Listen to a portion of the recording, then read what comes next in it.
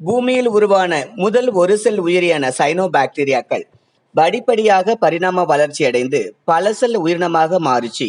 படிப்படியாக பரிணாம வளர்ச்சி அடைந்து நிலப்பரப்புக்கு வந்தது.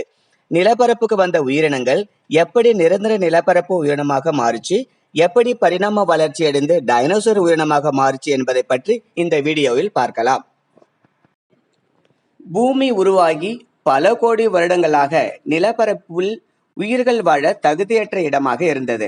காரணம், வளிமண்டலத்தில் ஓசோன் லேயர் உருவாகாதனால சூரியனோட ஆபத்தான புறஊதா கதிர்களால நேரடியாக பூமியை தாக்கி பூமியை ஒரு வறண்ட நிலமாகவே வைத்திருந்தது.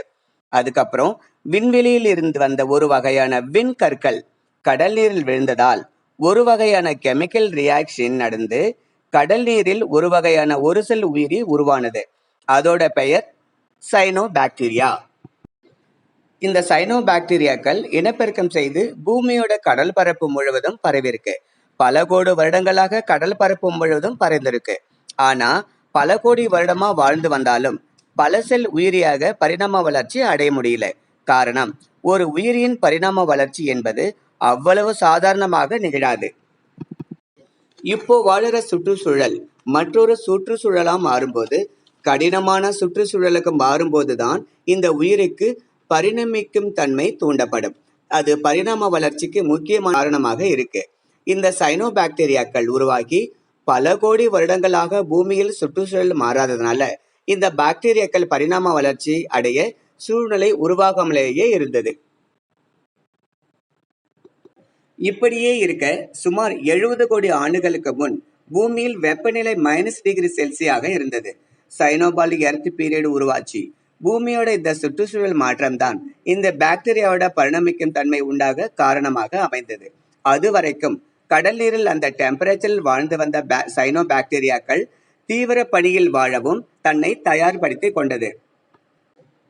இந்த கடினமான ப்ராசஸில் தாக்கு பிடிக்க முடியாம பூமியில இருந்த ஆல்மோஸ்ட் பாக்டீரியாக்கள் அழிந்து போனாலும் எஞ்சிருந்த பாக்டீரியாக்கள் இந்த பனிபந்து பூமிக்கு அடாப்ட் பண்ணி வாழ்ந்திருக்கு. அப்படியே இருக்க சுமார் 53 கோடி ஆண்டுகளுக்கு முன் சைனோபால் எர்த் பீரியட் கம்ப்ளீட்டா முடித்து பழைய நிலைக்கு திரும்பியிருக்கு. அதோட பூமியோட ஆக்சிஜன் லெவலும் பல மடங்கு உயர்ந்திருக்கு. இந்த காலகட்டத்துல தான் எஞ்சிருந்த பாக்டீரியாக்கள் அடுத்த கட்ட பரிணாம வளர்ச்சிக்கு தொடங்கியிருக்கு. அதாவது ஆக்சிஜன் லெவல் அதிகமாக இருந்ததுனால ஒரு செல் உயிரியாக இருந்த பாக்டீரியாக்கள் பல செல் உயிரியாக பரிணமிக்க தொடங்கியிருக்கு. இதனால் ஒரு செல் உயிரி பல செல் உயிரியாக பரிணாம வளர்ச்சி அடைந்து பூமியில் பல்வேறு வகையான புது புது உயிரியாக பரிணாம வளர்ச்சி அடைந்துள்ளது. கடல்வாழ் செடிகள், கொடிகள், தாவரங்கள், கூடவே ஆர்த்ரோபாட்ஸ், வார்ம்ஸ், ட்ரைலபேட்ஸ், பிகாயா, அனமலிகரிக்ஸ், விவாக்சியா போன்ற உயிரினங்கள் உருவாகியிருக்கு. உருவான உயிர்கள் காலப்போக்கில் தனக்கான உணவுக்காக தன்னை விட சிறிய உயிர்களை உணவாக பயன்படுத்தி கொண்டன. அந்த டைம் பீரியட்ல தான் த கம்பேரியன் எக்ஸ்ப்ளோஷன்ஸ் என்னும் சொல்றாங்க. ஏன்னா இறை மற்றும் வேட்டைக்காரன் என இரண்டையும் உருவான காலம் அது. அப்ப உருவான உயிர்களிலேயே அனமலிகரிக்ஸ் என்ற உயிரினம் தான் சிறந்த வேட்டையாளியா இருந்திருக்கு. நீங்கள் நினைக்கிற மாதிரி சின்ன உயிர்கள் கிடையாது. நன்கு வளர்ந்த மனிதனை போல் 7 அடி உயரம் இருந்திருக்கு. அதோட வார்ம்ஸ், ட்ரைலபட்ஸ் விலங்குகளை ஈஸியா வேட்டையாடி வாழ்ந்திருக்கு. அந்த காலகட்டத்திலையும் பூமி வறண்ட நிலமாகவே இருந்திருக்கு.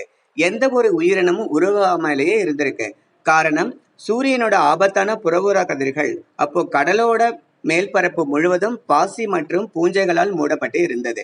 இதனால பூமியோட ஆக்சிஜன் லெவல் அதிகமாகிக் கொண்டே இருந்தது.